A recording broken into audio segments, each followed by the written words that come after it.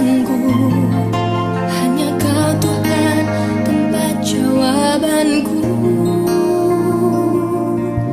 Aku pun tahu ku tak pernah sendiri, sebab Engkau Allah yang menggendongku. Tanganmu membelaiku, cintamu memuaskanku. Kau mengangkatku ke tempat yang tinggi. Janjimu seperti fajar pagi hari, dan tiada pernah terlambat bersinar. Cintamu seperti sungai yang mengalir, dan ku tahu betapa dalam kasih-Mu.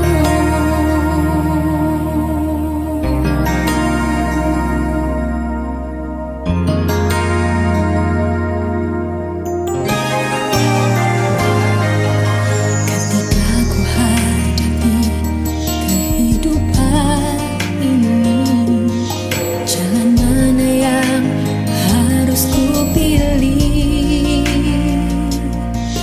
Ku tahu ku tak mampu, ku tahu ku tak sanggup, hanya Kau Tuhan tempat jawabanku.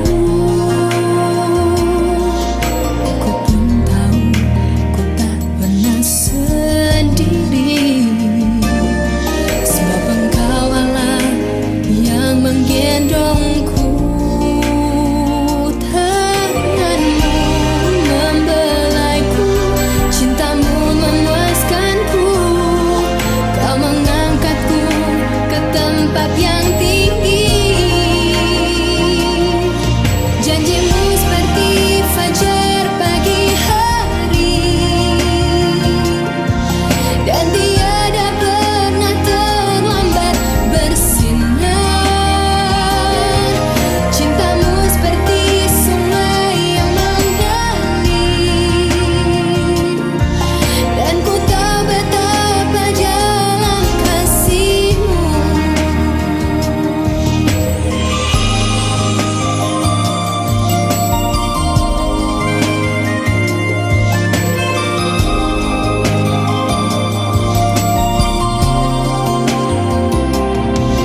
Janjimu seperti fajar pagi hari,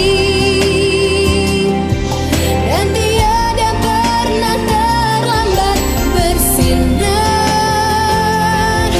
Cintamu seperti sungai yang mengalir, dan ku tahu betapa dalam kasih-Mu.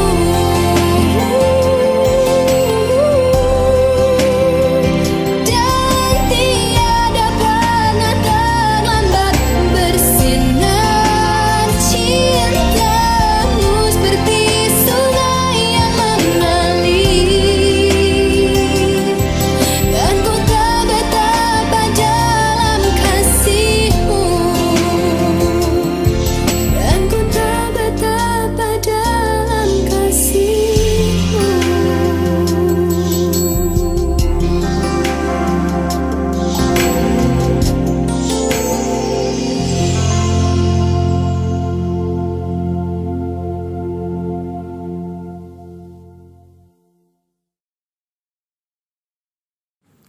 Selamat pagi saudaraku yang dikasihi Tuhan Yesus Kristus. Kita jumpa dalam doa pagi saat ini.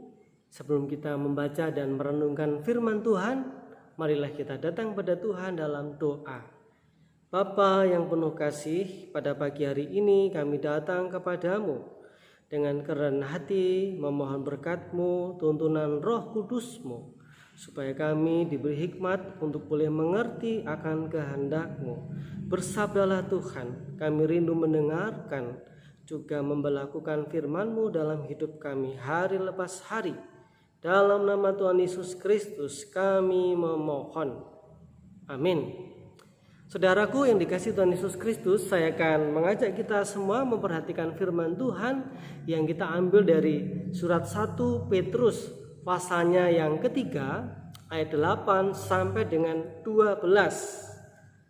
1 Petrus 3 ayat 8 sampai dengan 12. Saya akan bacakan untuk kita, demikian sabdanya.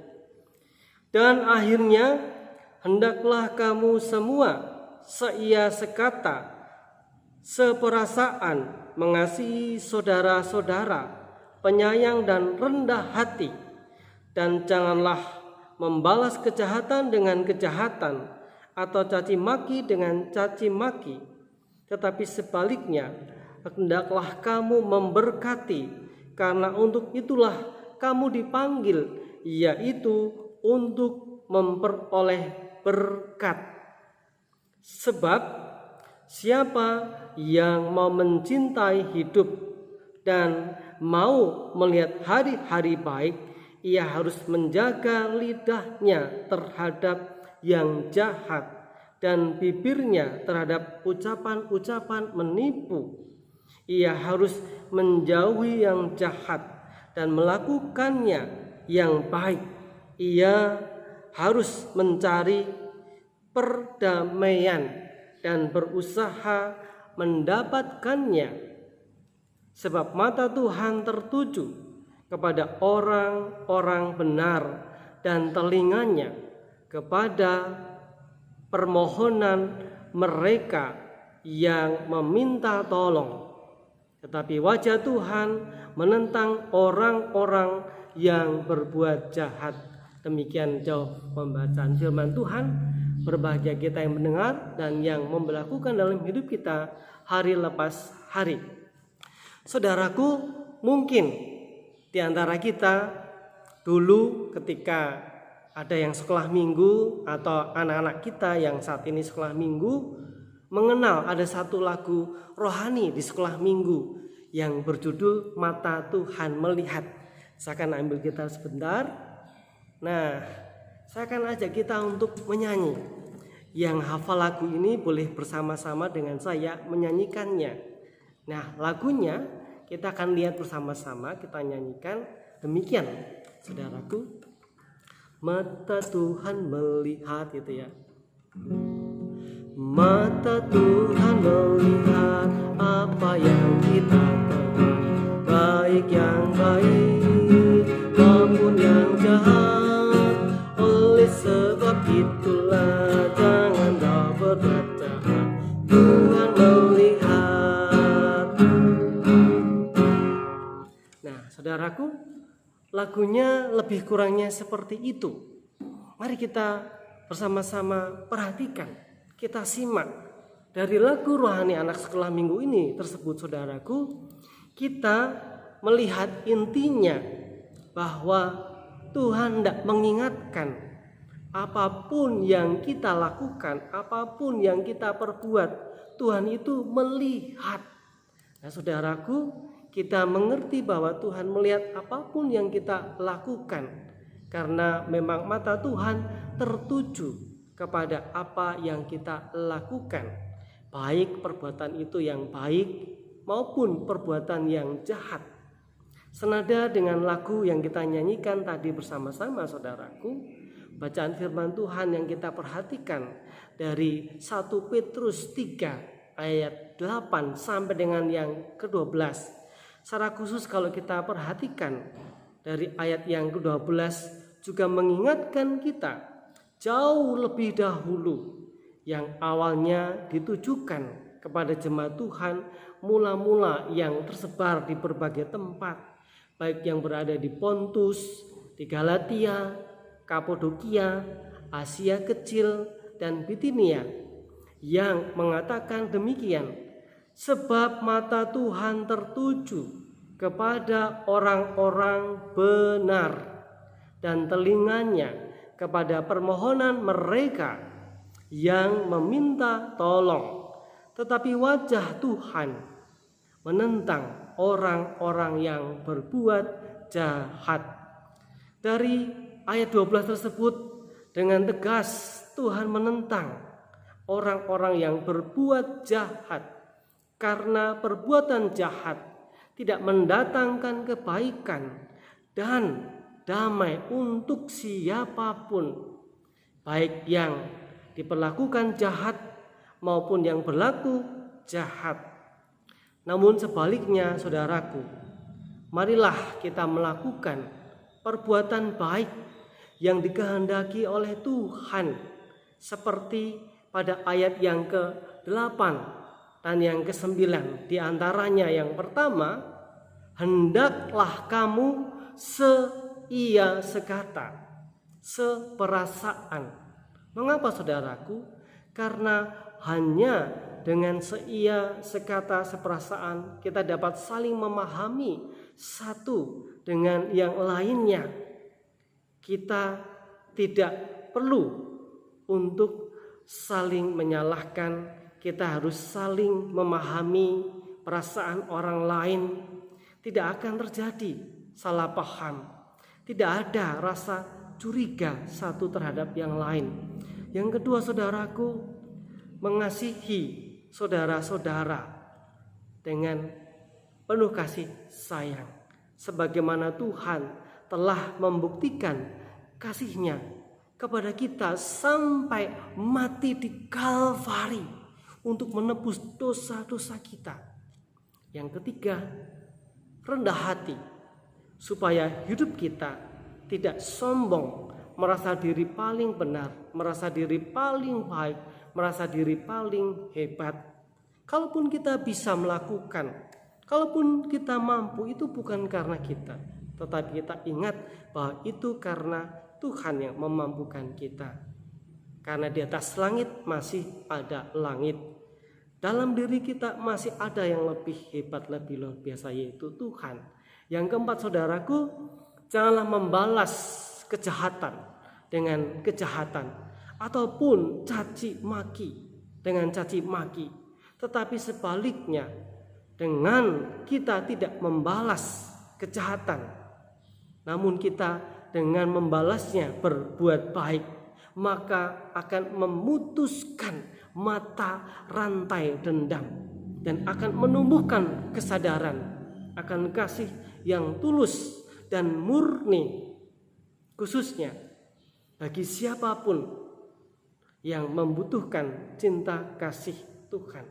Kita lakukan dengan kita membalas kejahatan dengan kebaikan, nama Tuhan dipermuliakan.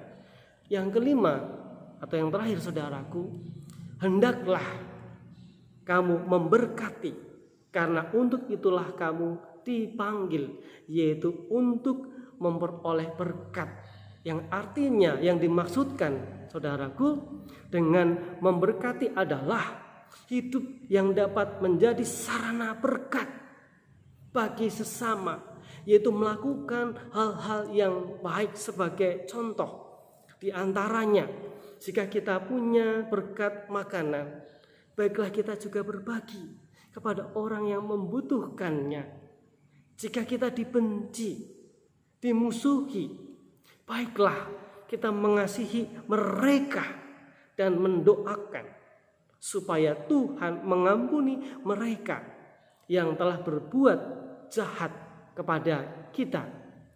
Saudaraku yang dikasihi dan yang mengasihi Tuhan Yesus Kristus, jika dalam hidup ini kita masing-masing setia dan sungguh-sungguh menerapkan perbuatan kasih, niscaya hidup kita akan menjadi sarana damai dan shalom bagi sesama, juga bagi diri kita sendiri. Tuhan Yesus memberkati kita dengan firman-Nya. Mari kita masuk dalam keheningan jenak untuk bersama-sama merenungkannya.